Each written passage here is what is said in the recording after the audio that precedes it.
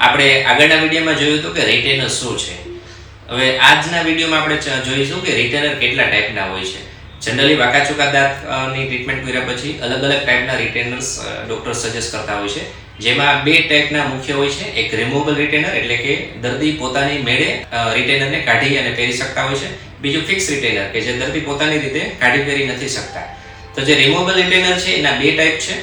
સૌથી પહેલા હોલિસ એપ્લાયન્સ કહે છે અથવા તો હોલિસ રિટેનર કહે છે, જેમાં એક ક્લિયર અથવા તો પિંક કલરની એક્રેલિકની પ્લેટ હોય છે જે ઉપરના તાળવામાં સાઈડમાં આવતી હોય છે, નીચેના જીપ સાઈડના ભાગમાં હોય છે અને બહારની સાઈડ એક સ્ટ્રેટ વાયર અને બોટ ટાઈપનું એક અટેચમેન્ટ લગાડેલું હોય છે. અને આ ટાઈપનું જે રિટેનર છે એક ડિસએડવાન્ટેજ કહીએ તો પેશન્ટને થોડું અનકમ્ફર્ટેબલ લાગતું હોય છે, કારણ કે એક મોટાભાગનો પોર્શન છે એ તાળવાનો અથવા તો જીપ સાઈડનો જે પેઢાનો ભાગ છે કવર થતો હોય છે. બીજા ટાઈપનું જે રિમૂવેબલ રિટેનર છે એ ક્લિયર પ્લાસ્ટિક રિટેનર અથવા તો એસેક્સ રિટેનર કહે છે. વિવેન્ટા રિટેનર પણ કહેવામાં આવે છે. આ રિટેનર દાંત જેવડી સાઇઝનું જ એક બનાવવામાં આવે છે અને પેશન્ટ જાતે કાઢી પહેરી શકાય છે.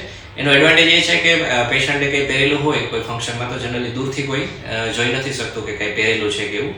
પણ ડિસએડવાન્ટેજ પણ એ છે કે એ રિટેનરને થોડુંક સાચવીને રાખવું પડે, કેમ કે જેની ઉપર કંઈ વજન આવી જાય અથવા તો પ્રેસ થાય તો એ તૂટી જવાની શક્યતા રહે છે. થર્ડ રિટેનર જે છે એ ફિક્સ રિટેનર આપણે કેટેગરીમાં આવે છે અને ફિક્સ રિટેનરમાં અંદરની સાઈડ જીભની સાઈડનો જે દાંતનો ભાગ છે ત્યાં એક વાયરને બોન્ડ કરી દેવામાં આવે છે, એટલે કે આગલા દાંતને બધા ફિક્સ કરી દેવામાં આવે છે અંદરની સાઈડ, જેથી કરીને દાંતની કોઈ મૂવમેન્ટ ના થાય.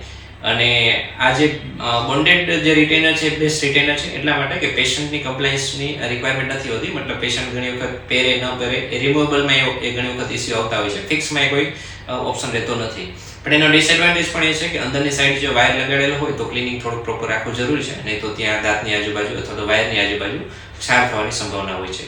તો આ અલગ અલગ રિટેનર હોય છે અને રિટેનર કયા કેસમાં કયું આપવું એ જનરલી આપણા ઓર્થોડોન્ટિસ્ટ અથવા તો જે બ્રેસીસની ટ્રીટમેન્ટ જે કરાવતા હોય, જે ડૉક્ટર કરતા હોય એ તમને સજેસ્ટ કરતા હોય છે.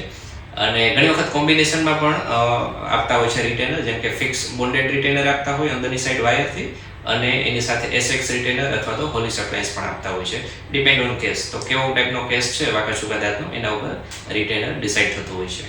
Thank you.